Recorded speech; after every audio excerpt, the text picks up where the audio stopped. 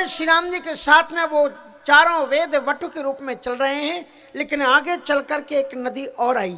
अभी तो इन्होंने गंगा जी को पार किया, अब जमुना जी आई।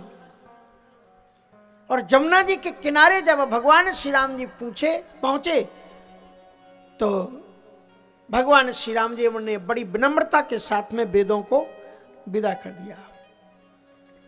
कहा ये जमुना धारा है, इस जमुना के धारे ही प्रेममय हमारा तीर्थ वृंदावन आता है, जहां केवल प्रेम चलता है और कुछ नहीं चलता।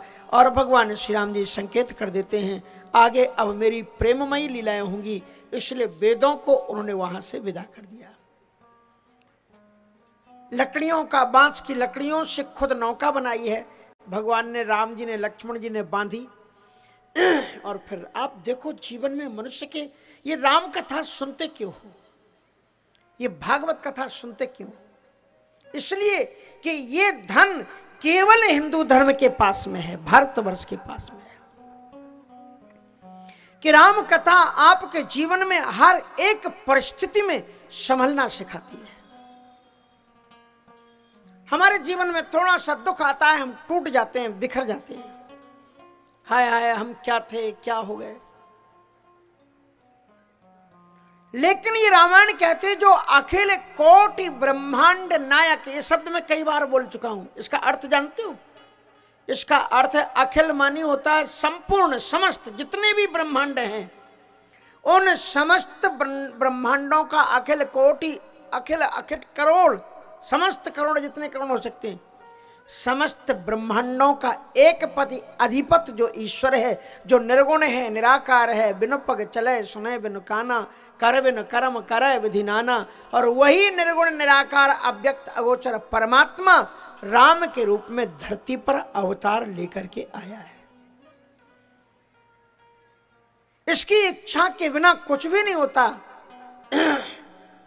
जिसकी इच्छा के बिना, तेरी इच्छा के बिना हे प्रभु मंगल मूल, और पत्ता भी हिलता नहीं, खिले न कोई फूल।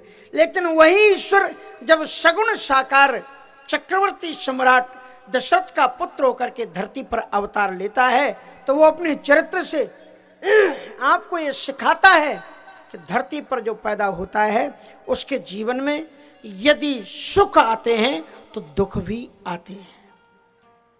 इसलिए दुख पाकर के घबराओ मत। ध्यान रखना, यदि तुम्हारे जीवन में सुख है तो समझ लो कि अब आपके पास में दुख आने वाला है, और यदि दुख है तो सोच लेना कि अब ये जा रहा है और सुख आने वाला है।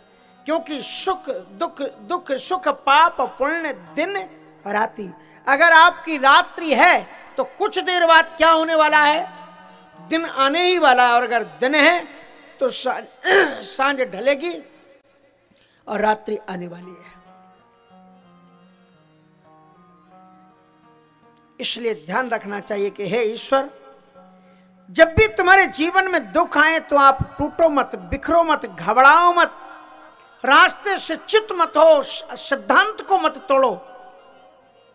ईश्वर से कहो कि हे ईश्वर, यदि तूने मुझे सुख दिए तो मैंने उनका भी आनंद लिया है, और यदि तेरे दुख तू मुझे देता है तो इन्हें भी मैं हंसते हंसते सह लूंगा।